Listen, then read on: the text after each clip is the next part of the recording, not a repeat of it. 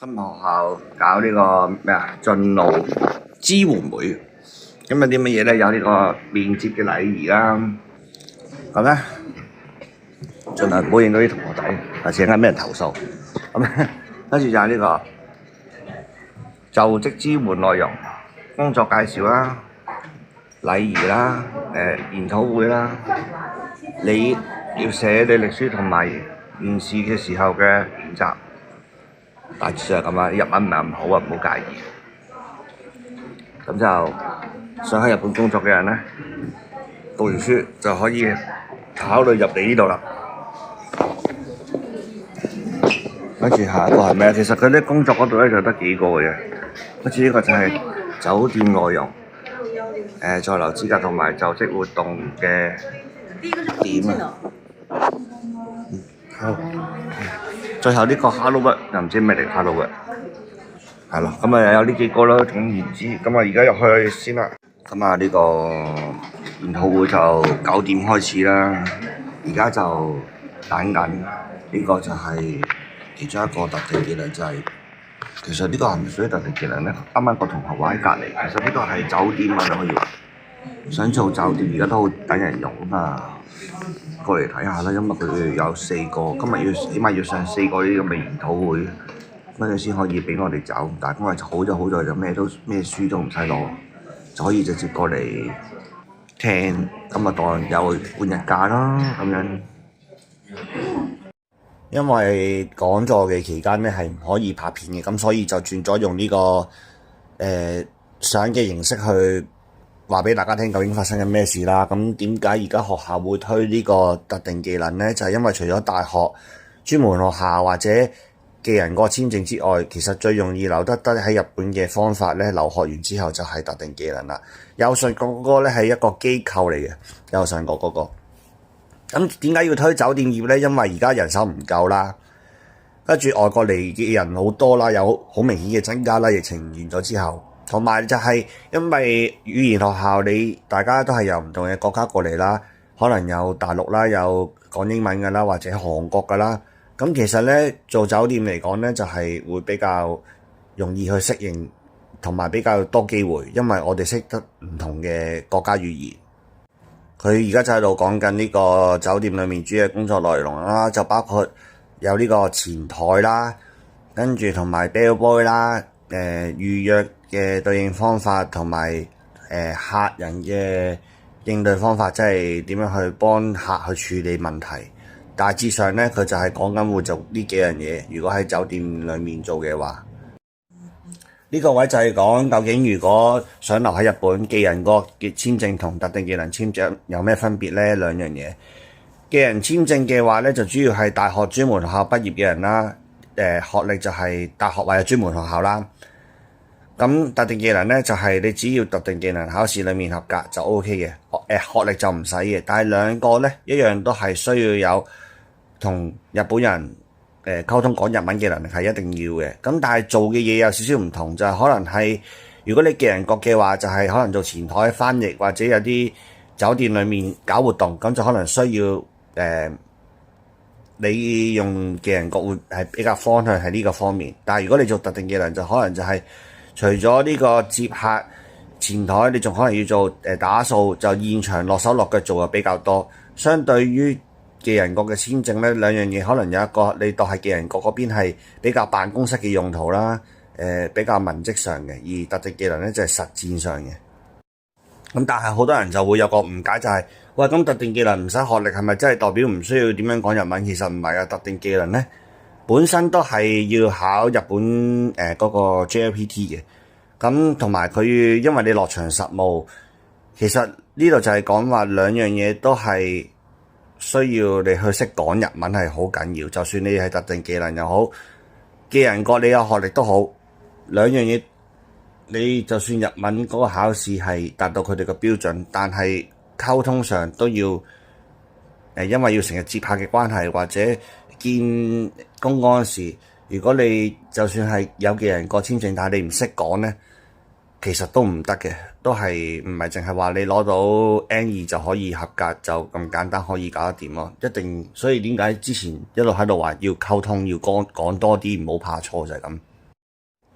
跟住其實呢一 part 我之後都會再白邊講，就係你而家就算喺教科書裏面學到嘅日文，同你出嚟做嘢行業嗰個日文咧，係完全係兩回事嚟嘅。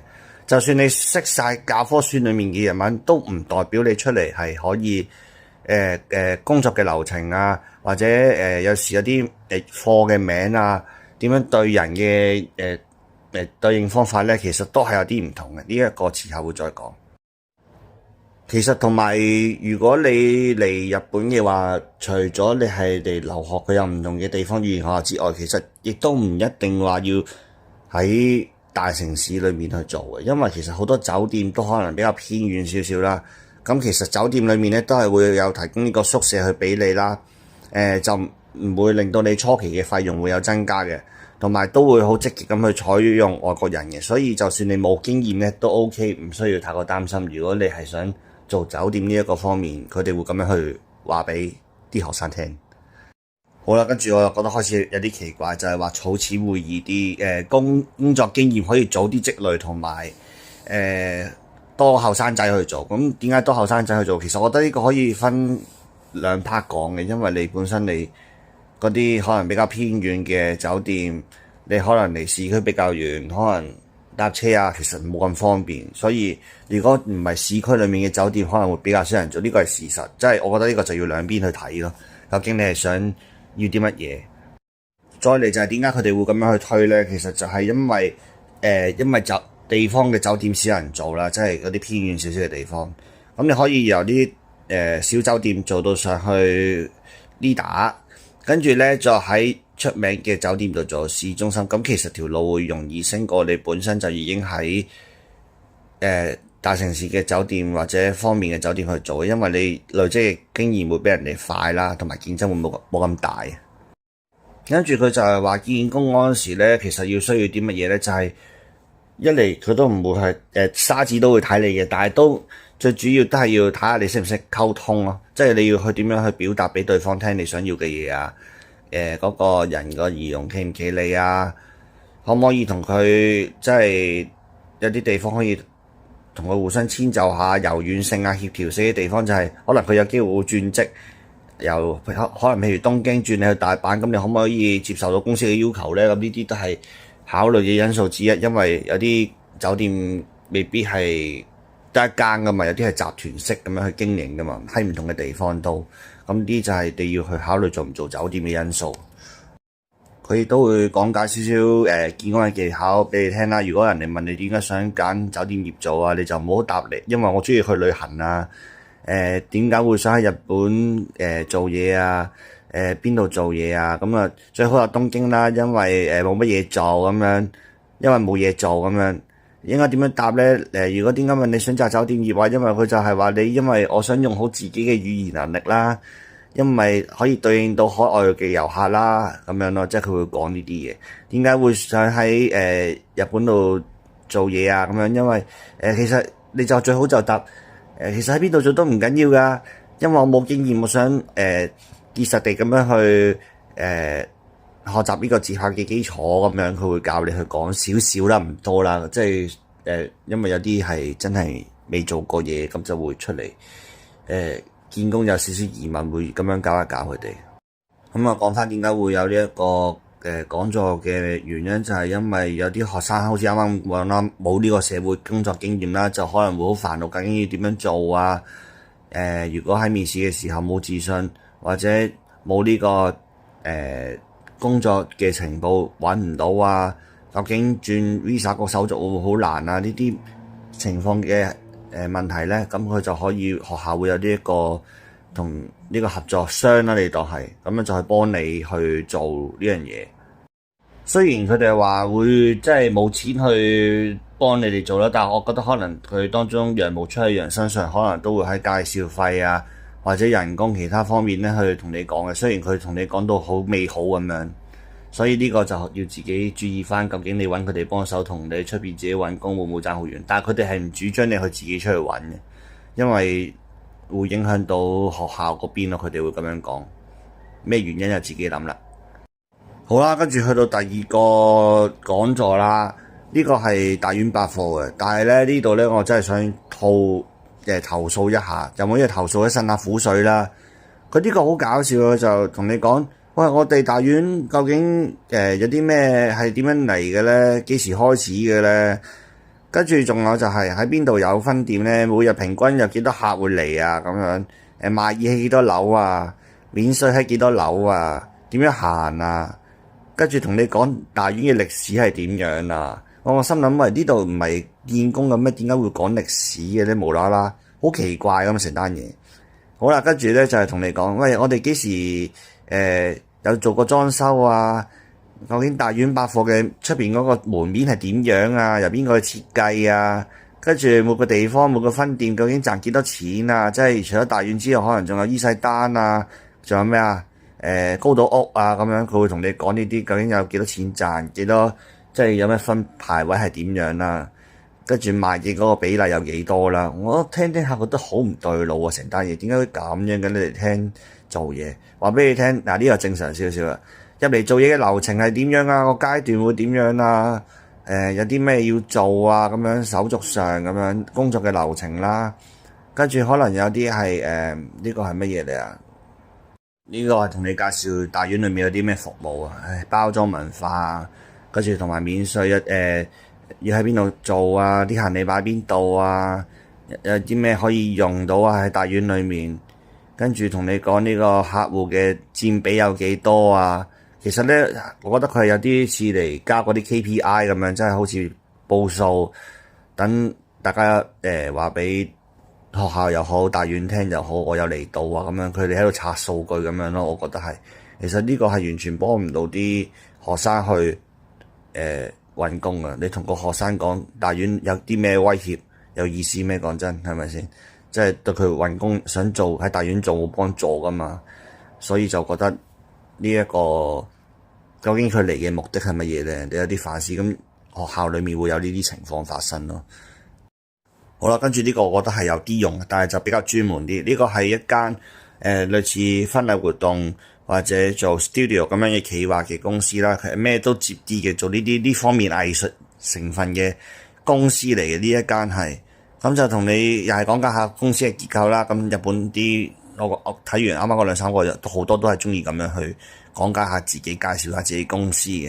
呢度就係講緊你要有啲咩內容要做啦，有興趣嘅可以自己撳停咗佢，攞個翻譯嚟睇下啦。咁就係好似我咁樣講，佢係做婚禮或者有啲活動上嘅策劃啦，去做影相嗰啲都有嘅。咁咧呢度就係同你講，究竟我哋嘅人工啊，放假翻工嘅資料係幾多啦？你見佢雖然可能得23萬英咁樣，但係其實人哋可能放假比較多啊，或者佢哋背後可能係有提成咁樣都會有講噶咯。跟住就係呢個就係會有交通津貼啊、住屋津貼啊，咁有需要咁你就照打翻你個電話去問啦。如果你真係好有興趣，又喺日本又想試下嘅，咁你可以試一試。去到最後一個講座咧，我覺得係比較有用啊，算係同大家個特定技能比，就係講禮儀呢方面啊。有興趣你哋都可以上 YouTube 嗰度揾我哋學校嗰個片，我唔係同佢宣傳，只不過佢咁啱影到出嚟。要講咩對方有禮貌啊，要有覺得好重要，表達呢個感謝嘅心啊，咁樣一開頭就講呢啲見工啦。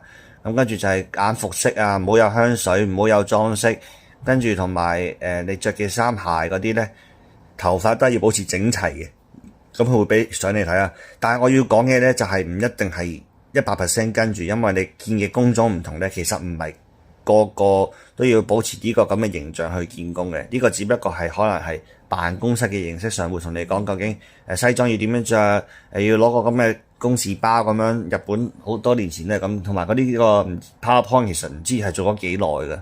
男仔女仔點樣啦？咁其實女仔講真，我喺返學嗰時都好少可見到會有啲着得咁 formal 嘅衫去返工。而家都唔係咁要求呢啲，但係真係要整齊乾淨係重要咯。但係你話係咪要咁正式就睇你做咩工啦。呢個係緊要嘅，呢個都要有保持笑容啊、禮貌啊、清脆去答啊。嗱，呢個就好正常啦。日本你都會見到，而家呢個都仲係嘅，即係鞠躬嗰啲姿勢啊，究竟要點樣鞠躬啊？當然係有啲生硬啦，佢哋咁，但係自然做到出嚟會比較好啲咯。我唔知多唔多一啲坐喺度坐得唔真係坐得唔好嘅人，但係好少可見到啲人會坐係咁樣坐咯。即係你自然就得啦，你唔好話成個好似喺屋企梳化咁攤喺度咁樣嗰啲，正正常常坐喺度都冇問題嘅。見咁多份工都係啦，就係咁樣啦。要擺嗰啲位啊，呢啲其實咧你上網睇或者上嗰啲短片睇咧，好搞笑嘅，有好多日本人去講呢啲關於見工嘅禮儀，坐啊、敲門啊、俾卡片啊，呢啲禮儀要點樣做咧？其實講真要日本人都自己都記唔到咁多，我覺得就係做自然，唔好令到人哋覺得好似有錯愕咁樣就 OK 咯。好啦，希望我呢條片對想嚟日本做嘢嘅人有幫助啦。其實唔係淨係得經營管理簽一條路行嘅。如果你有興趣想做嘢嘅話，可以繼續睇我呢個 channel，分享訂閱就好。有咩問題都可以喺留言區度問嘅。係咁先，拜拜。